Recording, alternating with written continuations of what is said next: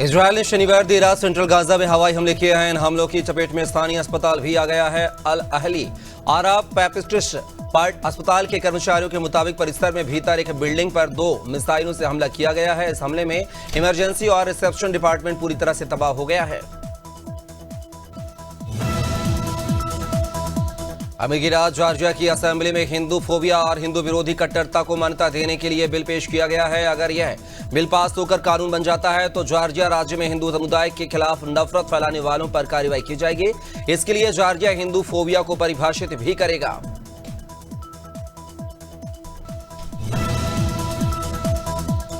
America की Harvard university के professors ने राष्ट्रपति डोनाल्ड ट्रंप के प्रशासन के खिलाफ केस दायर किया है। प्रोफेसर के 2 ग्रुप ने यूनिवर्सिटी फंड को रोकने की धमकी के खिलाफ यह केस दर्ज कराया है। ट्रंप प्रशासन हार्वर्ड यूनिवर्सिटी को मिलने वाले $9 अरब के फंड की समीक्षा कर रहा है।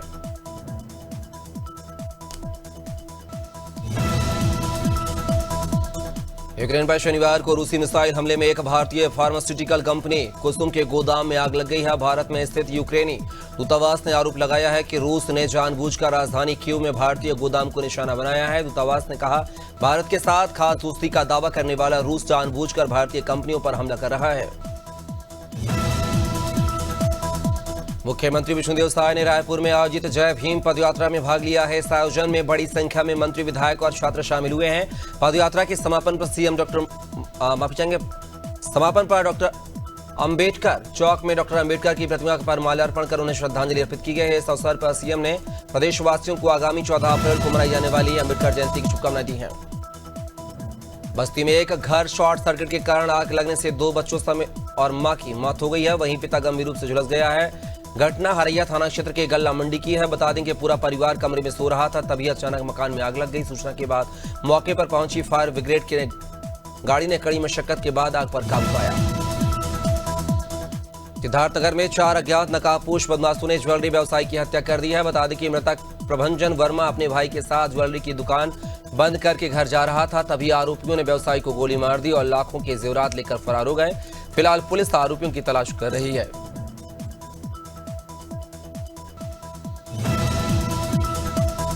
उमरिया के पिपरिया गांव में 12 साल के बच्चे पर बाघ ने हमला कर दिया है, जिसमें बच्चे की मौके पर ही मौत हो गई है। बताया जा रहा है कि बच्चा महुआ बीनने के लिए गया हुआ था, तभी झाड़ियों में छिपकर बैठे बाघ ने उस पर हमला कर दिया। सूचना मिलते ही वन अमला मौके पर पहुंचा। सर्चिंग में बच्चे का शव नाले में पड़ा मिला है।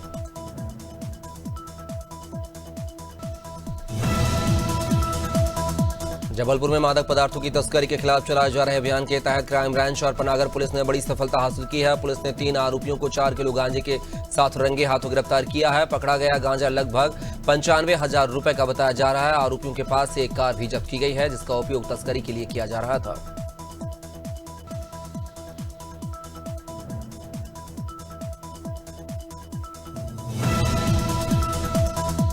सीतापुर में कोतवाली देहात पुलिस ने चीनी से लदे एक ट्रक के साथ जिया साले को गिरफ्तार किया है। दोनों ने मिलकर चीनी लदा ट्रक गायब किया था और असली नंबर प्लेट को निकालकर आरोपियों ने नकली नंबर प्लेट लगा दी थी।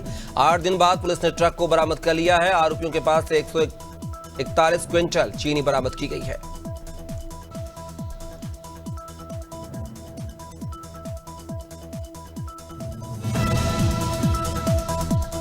मुरादाबाद के सिविल लाइंस थाना क्षेत्र में बने फ्लैट में पुलिस ने छापेमारी की है, जिसमें ऑनलाइन सट्टा खिलवाते समय प्राइमरी स्कूल के शिक्षक और सपा के पूर्व छात्र संघ अध्यक्ष सहित 9 लोगों को गिरफ्तार किया गया है। आरोपियों के पास से 1.5 लाख रुपए से अधिक की नकदी बरामद हुई है। छापेमारी में पूर्व ब्लॉक प्रमुख भूरा के दामाद को भी गिरफ्तार किया गया है।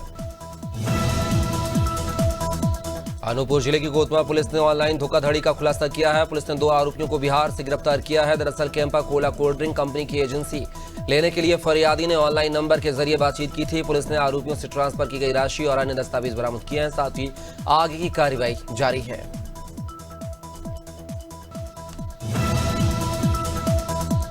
लखनऊ के कोना स्टेडियम में क्रिकेट मैच के दौरान एक दर्शक घायल हो गया है। बता दें कि राजाजीपुरम निवासी मोहम्मद नबील मैच देखने स्टेडियम पहुंचा था। मैच के दौरान निकोलस पूरन ने एक दमदार शॉट खेला, जो बाउंड्री पार करते हुए सीधे नबील के सिर पर जा लगी। बॉल लगने की वजह से दर्शक गंभीर रूप से घायल हो गया है, जिसे अस्पताल में भर्ती कराया गया है। अशोकनगर में वन विभाग ने महतपुर धुर्रा मार्ग पर एक ट्रक बबूल और सफेद की लकड़ी और अवैध परिवहन करते पकड़ा गया है। मुखबिर की सूचना पर वन परिक्षेत्र अधिकारी आकाश साहू ने टीम गठित कर मौके पर रवाना की। टीम ने क्षेत्र की तलाशी ली, जहां एक ट्रक जिसमें बबूल और सफेद की लकड़ी भरी पड़ी पाई गई है। ड्राइवर के साथ कोई वैध दस्तावेज नहीं पाए गए हैं। संभल में अनादि टीबी की खबर का बड़ा असर हुआ है। फर्जी अस्पतालों और झूलाछाप डॉक्टरों के खिलाफ खबर को प्रमुखता से दिखाने के बाद डीएम राजेंद्र पेसिया ने संज्ञान लिया है और सभी नोडल अधिकारियों को सख्त कार्रवाई करने के निर्देश दिए हैं। इसके बाद जिले भर में 50 फर्जी हॉस्पिटल्स को भी सील कर दिया गया है।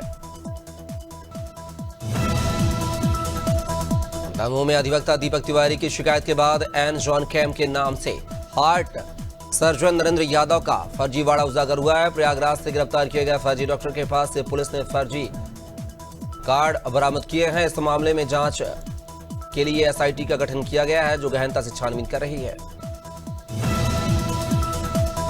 बालाघाट जिले के किरनापुर ब्लॉक में मुख्यमंत्री कन्या विवाह योजना अंतर्गत सामूहिक विवाह समारोह का आयोजन किया गया है। कार्यक्रम शासकीय उत्कृष्ट विद्यालय मैदान में संपन्न हुआ है, जिसमें कुल 115 जोड़े परिणय सूत्र में बने हैं। इनमें 102 जोड़े हिंदू, 11 बौद्ध और 2 मुस्लिम थे, जिनका विवाह उनके धर्मानुसार रीति रिवाज से संपन्न कराया गया है।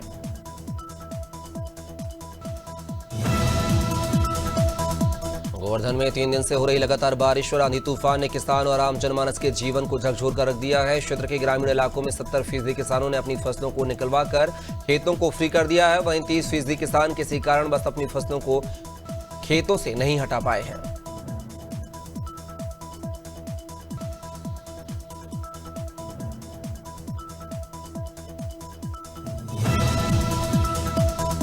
बांदा जिले में अचानक हुई बिन मौसम बारिश और तेज आंधी से खेतों में खड़ी और कटी हुई फसलें पूरी तरह से बर्बाद हो गई हैं। तेज हवा और बारिश के कारण किसान रात भर फसलें बचाने की कोशिश करते रहे, लेकिन प्राकृतिक आपदा के आगे उनकी सारी मेहनत बेकार चली गई। बारिश और तूफान ने न केवल फसलों को नुकसान पहुंचा है, बल्कि कई पेड़ भी गिर गए हैं।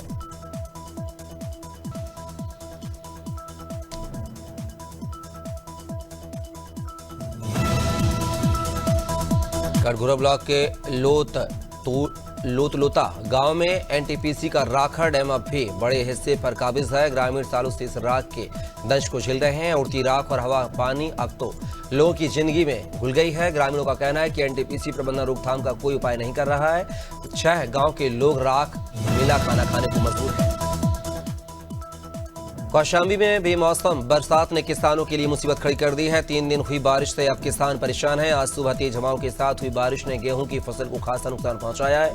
खेतों में पानी भर जाने से किसानों को फसल सड़ने की चिंता सता रही है, मगर 2-3 दिन ऐसा ही अगर मौसम चलता रहा तो किसानों की फसलें बर्बाद हो जाएंगी। अमरोहा के हसनपुर तहसील क्षेत्र में आवारा कुत्तों का आतंक बढ़ता जा रहा है। ताजा मामला ढक्का कॉलोनी का है, जहां आधा दर्जन से अधिक आवारा कुत्तों ने पशुशाला में बंधी बकरियों पर हमला कर दिया है। इस हमले में 8 बकरियों की मौके पर ही मौत हो गई है। ग्रामीणों ने प्रशासन से आवारा कुत्तों को पकड़ने की मांग की है। गोवर्धन में हनुमान जयंती के अवसर पर अलग अलग स्थान पर कई धार्मिक आयोजन हुए हैं। इस मौके पर विश्व हिंदू परिषद के कार्यकर्ताओं और अधिकारियों ने नशा मुक्ति केंद्र में जाकर वहां के लोगों को नशा से दूर रहने की प्रतिज्ञा दिलाई है। उन्होंने केंद्र में मौजूद लोगों को नशे के बुरे प्रभावों के बारे में जानकारी दी है और उन्हें नशे से दूर रहने के लिए प्रेरित किया है। रायपुर में प्रसिद्ध गुड़ियारी हनुमान मंदिर में हनुमान जयंती का पर्व धूमधाम से मनाया गया है। मंदिर प्रांगण में आयोजित भव्य कार्यक्रम में हजारों श्रद्धालुओं ने भाग लिया है। कार्यक्रम की शुरुआत मंदिर में हनुमान जी के जन्मोत्सव की रस्मों के साथ हुई है। विधायक मोतीलाल साहू और कार्यक्रम संयोजक बसंत अग्रवाल ने मंदिर पहुंचकर हनुमान जी के दर्शन किए और पूजा अर्चना की है। भावी सरकार ने हाल ही में नए दायित्व से कई नेताओं को नवाजा है। समाज कल्याण में दायित्व मिलने पर बीजेपी के नेता रजनी रावत ने मुख्यमंत्री का आभार जताया है और बताया है कि कैसे मुख्यमंत्री पुष्कर सिंह धामी के नेतृत्व में सूबे के विकास के कार्य हो रहे हैं और बेरोजगार युवाओं को रोजगार मिल रहा है।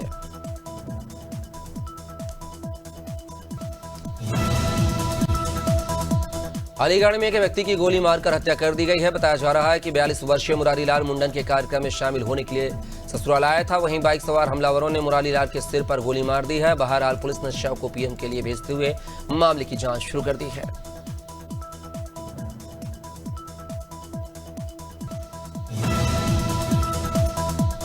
मध्य प्रदेश की राजधानी भोपाल में दिल दहला देने वाली घटना सामने आई है। पत्नी पहुंची थाने तो पति ने थाने के बाहर खुद को आग लगा ली। आग बुझाने में एक पुलिसकर्मी भी झुलस गया है। घटना गौतम नगर थाना क्षेत्र की है। बता दें कि युवक अपनी पत्नी के चरित्र पर शक करता था। इसी को लेकर दोनों के बीच विवाद होता रहता था।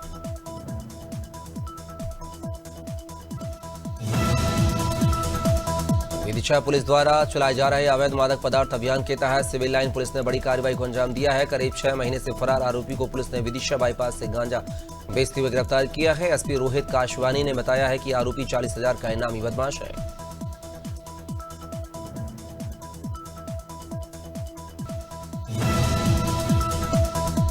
तिलदनोरा में सिंधी समाज द्वारा संत कंवर राम की जयंती धूमधाम से मनाई गई है। अमर शहीद संत कंवर राम जी का जन्म 13 अप्रैल बैसाखी में हुआ था, जिनका नाम कंवर रखा गया था। नामकरण के समय संत खुताराम साहिब ने भविष्यवाणी की थी कि कंवर निर्मल विरक्त होगा और सारे विश्व को कर्तव्य पथ, कर्म, त्याग और बलिदान का मार्ग दिखाएगा।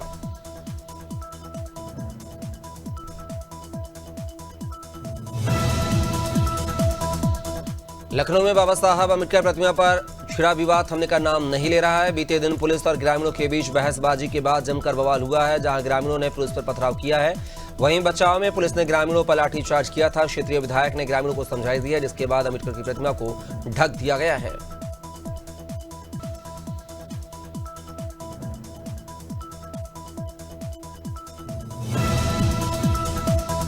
बैरसिया में पिछले 10 दिनों से भीषण जल संकट बना हुआ है। नगर पालिका की लापरवाही के चलते अधिकांश इलाकों में पानी की आपूर्ति नहीं हो रही है, जिससे लोगों को भारी परेशानियों का सामना करना पड़ रहा है। भाजपा कार्यकर्ता ने नगर पालिका पर गंभीर आरोप लगाए हैं। उनका कहना है कि टैंकरों से पानी कुछ लोगों तक सीमित कर दिया गया है।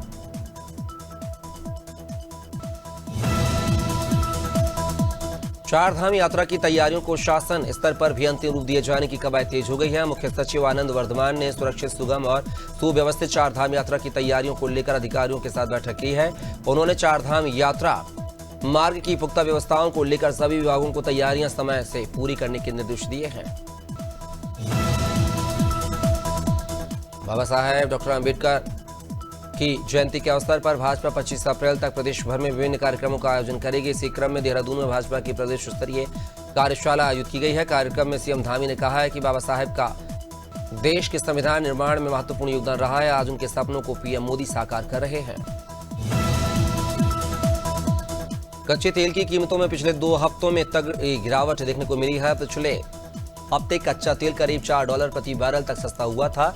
इस हफ्ते कच्चा तेल फिर से $6 प्रति बैरल तक गिर गया है, यानी कि 2 हफ्तों में कच्चा तेल $10 इनकी लगभग 860 रुपए तक सस्ता हो गया है। मौजूदा वक्त में कच्चा तेल $60 प्रति बैरल के करीब पहुंच गया है। स्टेट बैंक ऑफ इंडिया ने फिक्स्ड डिपॉजिट की ब्याज दरों में 0.20% तक की कटौती की है। एसबीआई में अब 1 साल की एफडी कराने पर 6.70% ब्याज मिलेगा। नई ब्याज दरें 15 अप्रैल से लागू होंगी। इससे पहले हाल ही में केनरा और कोटक महिंद्रा बैंक ने एफडी पर ब्याज दरों में कटौती की है। आरबीआई के रेपो रेट। गुजरात टाइटंस के ग्लेन फिलिप्स चोट की वजह से आईपीएल 2025 से बाहर हो गए हैं। उन्हें सनराइजर्स हैदराबाद के खिलाफ 6 अप्रैल को हुए मैच में कमर में चोट लगी थी। इस वजह से वह अब आगे के मैचों में नहीं खेल पाएंगे। जानकारी के मुताबिक फिलिप्स न्यूजीलैंड लौट आए हैं। फिलिप्स को गुजरात में आईपीएल 2025 के मेगा ऑक्शन में सनराइजर्स हैदराबाद ने आईपीएल इतिहास का दूसरा सबसे बड़ा रन चेंज कर दिया है। शनिवार को दूसरे मैच में टीम ने पंजाब किंग्स के खिलाफ 246 रन का टारगेट 18 ओवर में हासिल कर लिया था। टीम ने ओपनर अभिषेक शर्मा ने अपना पहला शतक लगाया था। उन्होंने 141 रन की पारी खेली। हैदराबाद से ट्रेविस हेड ने भी 67 रन बनाए। सनराइजर्स हैदराबाद ने आईपीएल 18 के 27वें मैच में इतिहास का दूसरा सबसे बड़ा रन चेज किया है। शनिवार को दूसरे मैच में टीम ने पंजाब किंग्स के खिलाफ 240 रन का टारगेट 18.3 ओवर में ही हासिल कर लिया है। ओपनर अभिषेक शर्मा आईपीएल में बतौर भारतीय हाईएस्ट इंडिविजुअल स्कोरर बने हैं। उन्होंने 141 रन की पारी खेली है।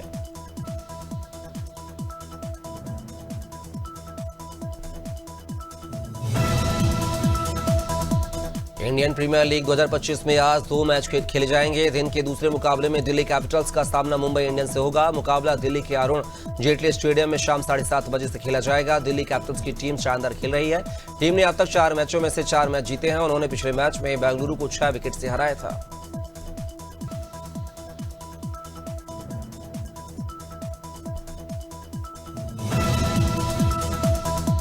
इंडियन प्रीमियर लीग में आज लगातार दूसरे दिन डबल हेडर खेला जाएगा। दिन के पहले मैच में राजस्थान रॉयल्स का रॉयल्स चैलेंजर्स बेंगलुरु से सामना होगा। मैच राजस्थान के सवाई मानसिंह स्टेडियम में दोपहर 3:30 बजे से खेला जाएगा। इस सीजन राजस्थान की टीम 5 में से लगातार 2 मैच जीतकर 7वें नंबर पर है।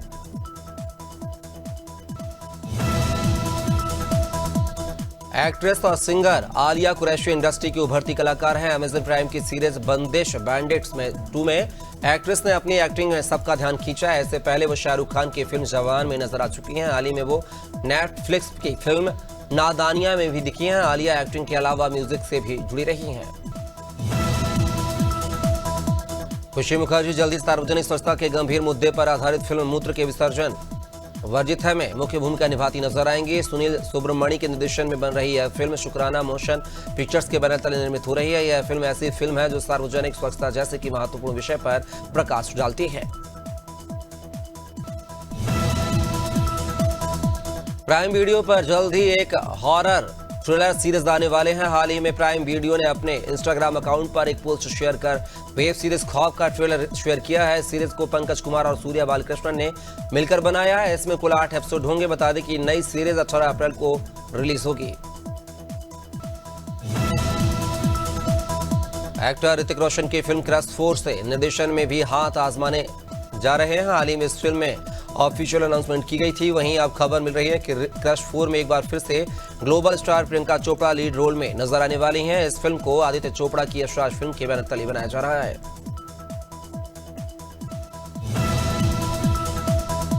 कई बेहतरीन गानों को आवाज देने वाली सोनू कक्कड़ ने हाल ही में छोटे भाई बहन टोनी कक्कड़ और नेहा कक्कड़ से सारे रिश्ते तोड़ लिए हैं। इसकी जानकारी उन्होंने एक सोशल मीडिया पोस्ट के जरिए दी है। सोशल मीडिया पर कई फैंस ने पोस्ट पर कमेंट कर इसकी वजह जानने की कोशिश की है। हालांकि कुछ ही घंटों में सोनू ने अपनी पोस्ट डिलीट कर दी। मध्य प्रदेश में 16 अप्रैल से फिर लू यानी कि हीट वेव चलेगी। इससे पहले हल्की बारिश और आंधी का दौर चलेगा। मौसम विभाग के मुताबिक शनिवार को धार, इंदौर समेत 1 दर्जन से ज्यादा जिलों में हल्की बारिश हुई है। कुछ जिलों में ओले भी गिरे हैं। 15 अप्रैल को मौसम साफ होने का अनुमान है, जबकि 16 अप्रैल से लू चलने लगेगी।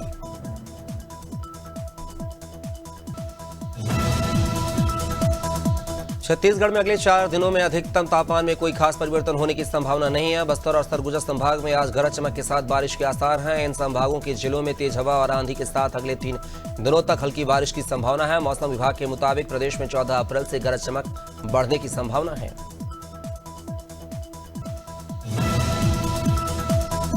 यूपी में मौसम फिर बदल गया है। आगरा, मेरठ समेत 15 शहरों में तेज हवाओं के साथ जोरदार बारिश हुई है। मथुरा में इतने ओले गिरे कि सड़कों पर सफेद चादर बिछ गई है। मेरठ में इतनी तेज हवा चली कि होर्डिंग गिर गई हैं। लखनऊ में बादल छाए रहे हैं। वाराणसी में 60 की स्पीड से धूल भरी आंधी चल रही है। आज 47 जिलों में बारिश का अलर्ट जारी किया गया है।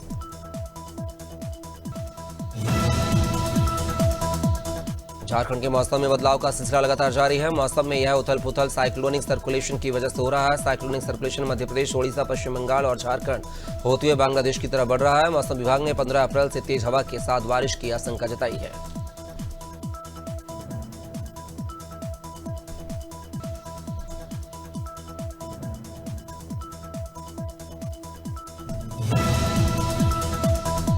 राजस्थान में पश्चिमी विक्षोभ का असर शनिवार को देखा गया है। प्रदेश के कई जिलों में शाम को मौसम का मिजाज बदला। बारिश और ओलावृष्टि हुई है। खराब मौसम के चलते 2 लोगों की मौत हो गई है। जयपुर सहित कई जिलों में बारिश हुई है। वहीं दौसा, नागौर, गंगापुर सिटी और शाहपुरा में ओले गिरे हैं। हालांकि आज से गर्मी एक बार फिर से तेवर दिखाने शुरू कर देगी।